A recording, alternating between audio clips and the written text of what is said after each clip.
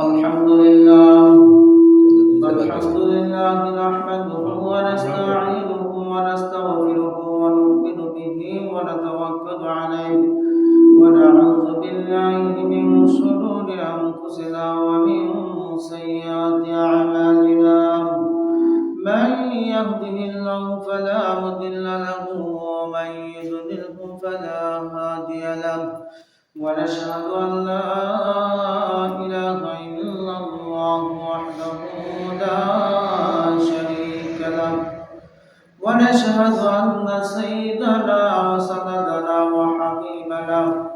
وحبيب قلوبنا ومولانا محمدا عبده ورسوله الذي أرسله بالحق بشيرا ونذيرا وداعيا إلى الله بإذنه وسراجا وقمرا منيرا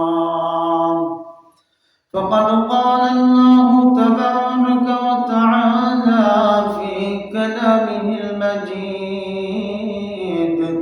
وفي فرقانه الحميد أعوذ بالله من الشيطان الرجيم بسم الله الرحمن الرحيم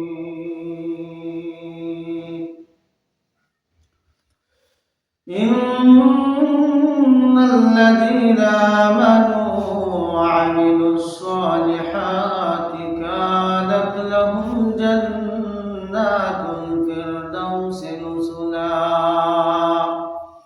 خالدين فيها لا يبغون عنها حولا قل لو كان البحر مدادا لكلمات ربي لنفد البحر قبل أن تنفد كلمات ربي ولو جئنا بمثله مددا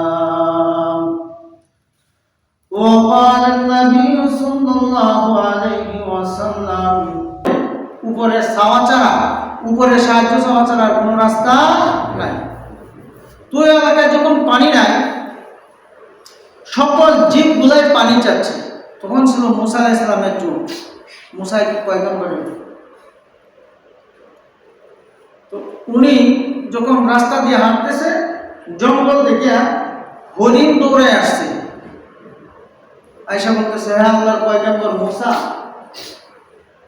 আপনার কাছে আমাদের এই জঙ্গলের যত ধরনের প্রাণী আছে সকলের পক্ষ থেকে আপনি যেহেতু পয়গম্বর, আর প্রত্যেকটা পয়গম্বরকে আল্লাহ তাআলা রহমত স্বরূপ ওই এলাকার জন্য পাঠাইয়া থাকে, তা আপনি এই জামানার পয়গম্বর, আমাদের এই এলাকায় পানি নাই, আপনি আল্লাহর কাছে জিগাইবেন যে কখন বৃষ্টি হবে, আল্লাহ কোন সময় পানি দিবে।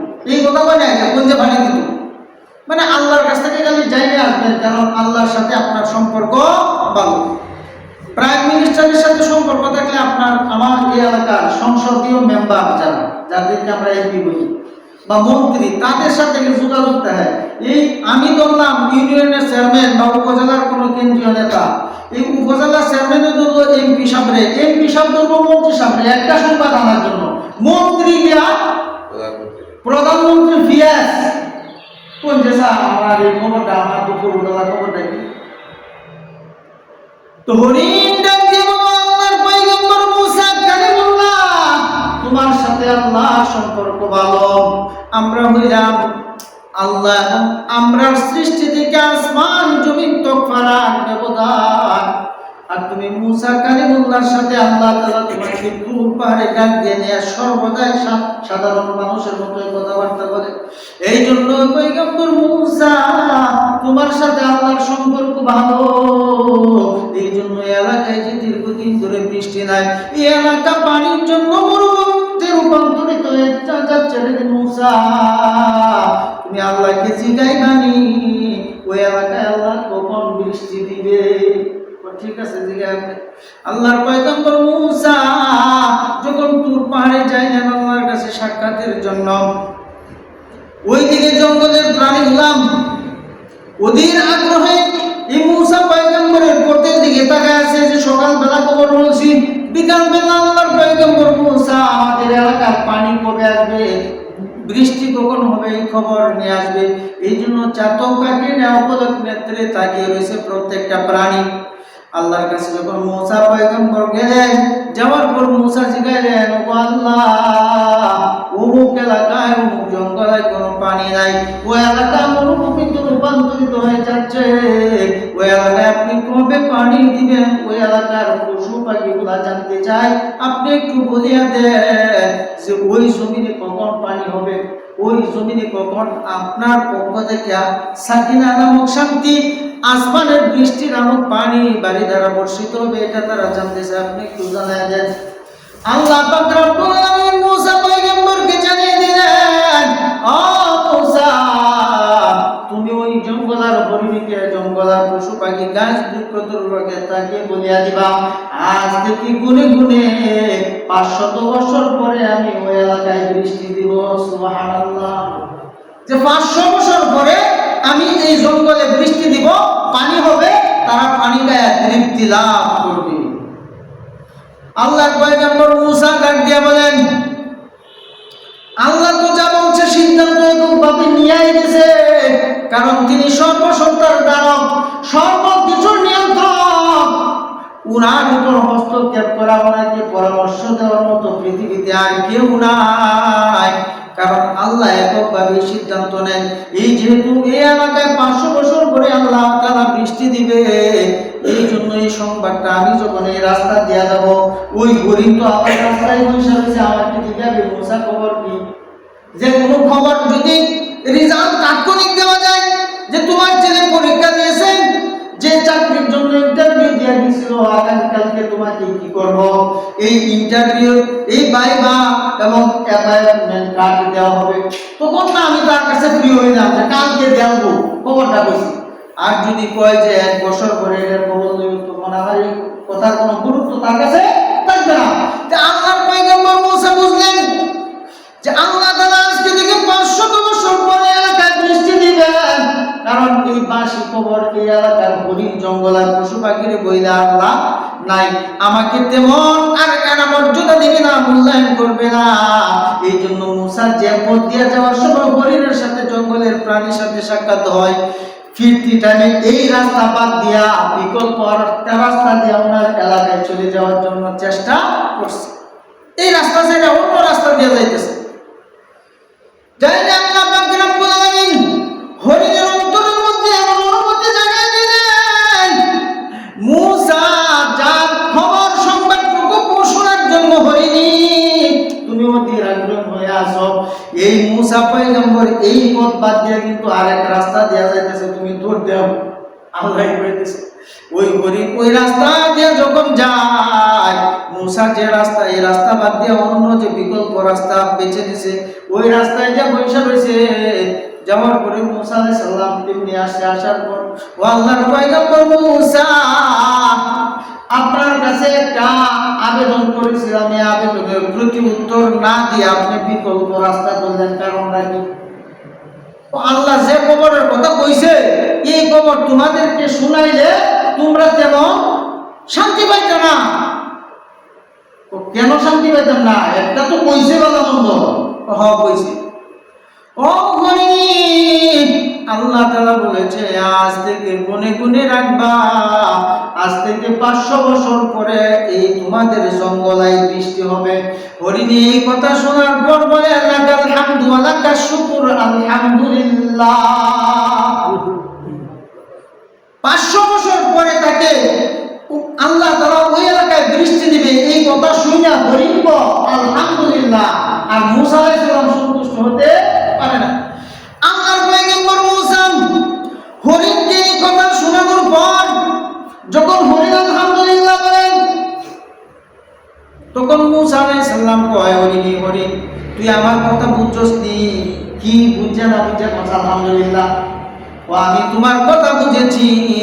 ও পয়গম্বর মুসা কালিমুল্লাহ, তুমি জানো না এই এলাকায় হাজার হাজার বছর অতিক্রান্ত হয়ে যাচ্ছে, এই এলাকায় কোনো পানি নাই।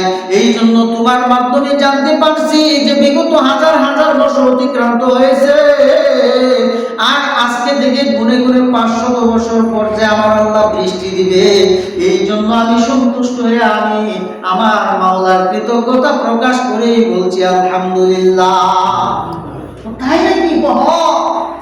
মুসা আলাইহিস সালাম ওই সংবাদ শোনার পর এই হরিণের কাছ থেকে কথোপকথন তাদের উভয়েরই মত বিনিময়ের পর মুসা পয়গম্বর যখন ওনার গন্তব্যস্থলে চলে গেলেন, মুসা বাড়িতে যাইয়া গরিব ঢুকতে না ঢুকতে এমন মুষলধারে বৃষ্টি শুরু হয়েছে, ওই এলাকাটাকে বৃষ্টি দিয়ে আল্লাহ ভিজা সেচেতে বানাইয়া এই মরুভূমি কর্কশ উত্তপ্ত পরিবেশটাকে আল্লাহ আসমানি পানি দ্বারা এলাকাটাকে শীতল করে দিয়েছে। সুবহানাল্লাহ।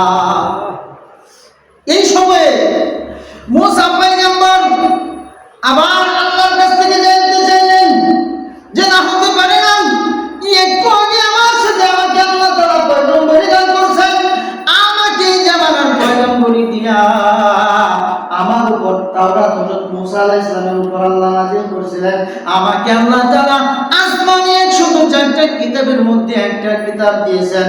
100 কিতাব হলো ছোট কিতাব, এগুলিকে সহিফা বলা হয়, আর 104টা কিতাবের মধ্যে 4টা হলো বড় কিতাব, এইগুলিকে প্রসিদ্ধ কিতাব বলা হয়। আর 4টা প্রসিদ্ধ কিতাবের মধ্যে তাওরাত কিতাব আমি মুসা পয়গম্বরের উপর আল্লাহ তাআলা নাযিল করেছে। সুবহানাল্লাহ। এই তাওরাত আমাকে দিয়েছেন, এই এলাকার জন্য পয়গম্বরই আমার আল্লাহ দিয়েছেন, আর আমি আল্লাহর কাছ থেকে হরিণের কাছে একটা সংবাদ পৌঁছে দিতে না দিতে সকালবেলা আল্লাহর কাছে যখন জিগাইলাম আল্লাহ ওই এলাকায় পানি কবে হবে, আল্লাহ তাআলা বলছে 500 বছর। আর ফিরতিতে আমি ওই বিকল্প রাস্তা ধরে যখন হাঁটি যে হরিণের সাথে 500 বছর পরে বৃষ্টি হবে এই কথা জানাইলে এই জঙ্গলের পশুগুলো আমার প্রতি বিরক্ত হবে যে আল্লাহ 500 বছর পরে বৃষ্টি দিব, আর তুমি পয়গম্বর মুসা হইয়া পাল্লা নাই আল্লাহ। এই কথা যেহেতু আমি বলতে পারবো না, এই জন্য আমি বিকল্প রাস্তা ধরে হাঁটতেছিলাম, আর ওই জঙ্গলের হরিণে আমাকে আটকাইয়া 500 বছর পরে বৃষ্টি হবে এই কথা শোনার পর যখন সে আলহামদুলিল্লাহ বললো, আমি বাড়িতে আসতে না আসতে ওই এলাকার মধ্যে আল্লাহ বৃষ্টি দেওয়া না শুরু করে দিল। সুবহানাল্লাহ। তখন মুসা কইতেছে এটা হতে পারে না, আমি আবার যাব আল্লাহর কাছে, যে আমার সাথে বলছে একটা কাজ করে আরেকটা, আল্লাহর কথা কাজে তো আমি তেমন মিল পাইলাম না। আমি তো এলাকার এই লোকদের কাছে ওই বন্য পশুদের কাছে আমি পয়গম্বর হিসেবে কলঙ্কিত হয়ে গেলাম, কারণ আমি ইমাম সাহেব আপনাকে একটা খবর দিছি, আমি মসজিদে এসে একটা সংবাদ দিলাম, একটু পরে আপনাদের মধ্যে আরেক মুসল্লি করতেছে হুজুর যে কথা বলছি এটা সত্য মিথ্যা জানি না, এই ঘটনাটা কিন্তু এই, তখন তারটাই যদি বাস্তবায়ন হয় চাপ করতে আমি জুট হয়ে গেলাম না। তো আল্লাহর পয়গম্বর বলতেছে মুসা যে হতে পারে না, আল্লাহ তাআলা আমাকে অনুমতি দান করেছেন, আর যে সংবাদটা আমাকে দেওয়ার কথা 500 বছর পরে বৃষ্টি, আমি বাড়িতে ঢুকতেও পারলাম না, বৃষ্টি না দিয়েছে তার কারণটা কি দৌড়ে আবার গেছে তোর পাহাড়ে, যা আল্লাহর কাছে কায়মুল মধ্যে পুরো জুরি মিনতি সহকারে জানাই, ওগো রব্বুল আলামিন একটু আগে আমার কাছে বলছো এলাকায় 500 বছর পরে বৃষ্টি হবে, বলছি এটা ঠিক আছে, এখন আমি বাড়িতে ঢুকতে না ঢুকতে এলাকায় বৃষ্টি দ্বারা তুমি এলাকাটাকে কোমলতা সজীবতা করে দিলা, স্বেচ্ছাতে ভিজা করে দিলা, মাটিগুলা উর্বর হয়ে গেছে, তার কারণ কি? তোমাকে যখন 500 বছর পরে বৃষ্টি হবে বলছিলাম, তুমি ওই এলাকার জন্য পয়গম্বর ছিলা, তুমি তো আমার কাছে বলো না আর একটু আগায় দেন, কতবার শুকরিয়া আদায় করো নাই, তোমার জবান থেকে হরিনি যখন শুনছে আল্লাহ এলাকায় 500 বছর পরে বৃষ্টি দিবে, এই কথা শোনার পর সে কিন্তু একটা কালাম, একটা বাক্য, একটা শব্দ উচ্চারণ করছিল। তুমি কি জানো আল্লাহ কি কইছিল? আলহামদুলিল্লাহ কইছিল। কোন ব্যক্তি আমার নিয়ামত না পায় যদি নিয়ামতের শুকরিয়া আদায় করতে থাকে, ওই ব্যক্তিদের জন্য আমার নিয়ামত দৌড়াইয়া আগাইতে থাকে। সুবহানাল্লাহ। যে সে তো আমার নিয়ামত না পাই শুকরিয়া আদায় শুরু করছেন। এই জন্য মুসা পয়গম্বর, আমি আর টিকতে পারি না, আমার শরীরের মধ্যে একটা সাকিনা নামক শান্তির ঢেউ উঠে গেছে, এমন ভাবে উতলাইতেছে আমি আর সহ্য করতে পারি না। আমি আল্লাহ তাআলা মেঘমালাকে আদেশ দিলাম, তাড়াতাড়ি যাও ওই এলাকার জঙ্গল আর হরিণী সরীসৃপ প্রাণী গাছ বৃক্ষ তরুলতা খরগোশের এইরকম কসকসে যে এলাকায় মরুভূমিতে রূপান্তরিত হয়েছে ওই এলাকায় পানির ব্যবস্থা করে দাও। তখন মিকাইল ফেরেশতা ওই এলাকার পানির ব্যবস্থা করে দিলেন। সুবহানাল্লাহ। শুকরিয়া আদায় করার কারণে যে আমার পক্ষ থেকে আমি নিয়ামত না পাই, সে কি করছে? শুকরিয়া আদায় করছে। এই জন্য আমি আমার পক্ষ থেকে নিয়ামতটাকে তার না চাওয়াতে আগেই দিয়ে দিচ্ছি। সুবহানাল্লাহ।